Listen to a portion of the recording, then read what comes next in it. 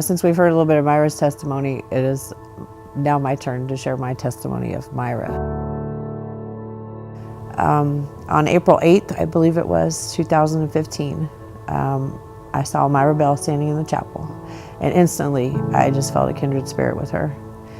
I asked her about her relationship with Christ and if she was the believer, and she said, "No, I don't believe there is a God." And she had no quarrels with debating that fact. But honestly, I knew that God was saying in my spirit, to win her over would not be by debate. It would not be the great debate that would win her. It would be through her heart and through loving her and showing her the real Christ as he is to me. So that day became the hands and feet of Jesus and not necessarily the mouthpiece. So all of my arsenal was kind of, left at the wayside. I realized that to be a witness meant that you need to continue to be a witness, not just be at the initial invitation, presenting the gospel, which is all good. But God wanted me to continue to love her and show her Jesus, and not just tell her about him.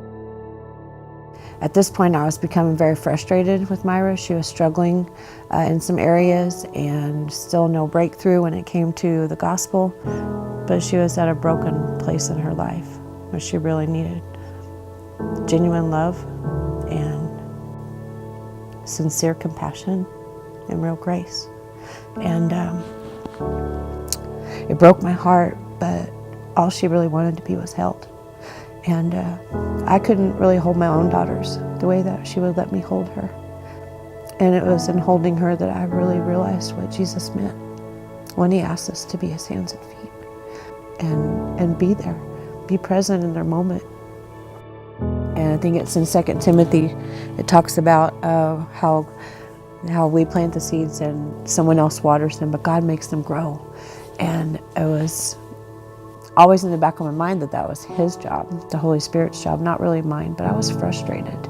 I wanted to see her in a relationship with Christ, and it was breaking my heart. So, I released her to God. I said, "Lord, I've done what I can. I know I've said your words when you wanted me to, and I have to trust you at this point that you're going to take over where I leave off," because she was leaving us. She was going to Job Corps, hundreds of miles away in Roswell, New Mexico, but I knew that I had been on my face in prayer. The seeds that I've been planting, God will make water. And I really couldn't believe it when she texted me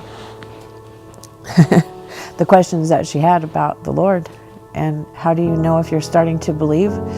And I think I must have probably, my jaw dropped to the floor. And so we proceeded to text, what does it mean? How do you know? And all these questions that she had were just coming and going. And I felt this nudge in the spirit. And God said, "Pick up the phone. This is not a time for texting. Don't get lazy, be available." And so I said, "I'm gonna call you." We talked, I would say probably for a good few hours. Her asking questions, me doing the best to answer them, totally relying on the Holy Spirit because she had some tough ones, Well, the next day, she had texted me pretty much that she was ready and that she wanted to do the salvation prayer, but with Michelle and I. Michelle is my coworker who had been my strong arm in leading her, nurturing her, loving her.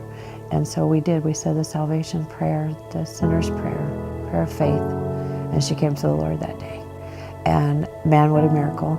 I must have cried for hours. She didn't know it, but I must have cried for hours just thanking God.